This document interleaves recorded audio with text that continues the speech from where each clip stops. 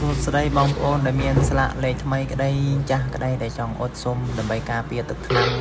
ការពារកុំឲ្យទឹកចូលផ្នែកខូចបែកបាក់អីអាចតាក់ទងមកខាងខ្ញុំបានបងប្អូនតម្លៃធូរនេះបងប្អូនស្តាមភាពស្លាកលេខគាត់ទៅជាន់ថ្មីបងប្អូននៅស្វាយរៀងគាត់មកអត់សុំខាងខ្ញុំណាហើយនេះសកម្មភាពដែលយើងអត់សុំពេលយើងអត់ចឹង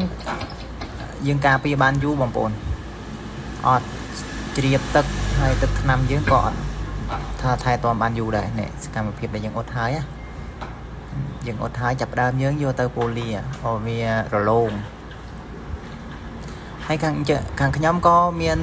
ធានាឲ្យបងប្អូនរយៈពេល1ឆ្នាំពេញហ្មង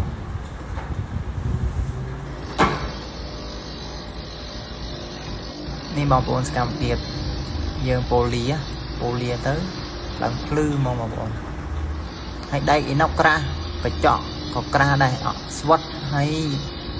អត់ស្អាតពណ៌ទេបងប្អូនភ្លឺរហូត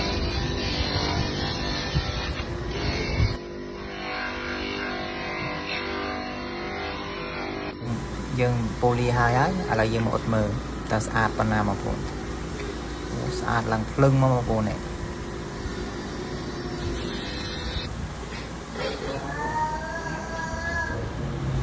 បងប្អូន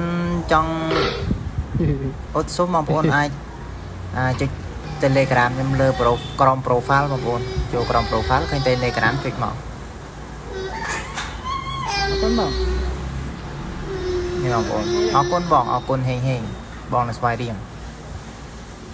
ស្លាកលេខគ្រាន់តែធ្លាក់ភ្លាមគាត់យកមកអត់ភ្លាមយើងអត់ចោះស្លាកលេខទេអញ្ចឹងស្លាកលេខយើងនៅតែស្អាតបងប្អូនបានអរគុណ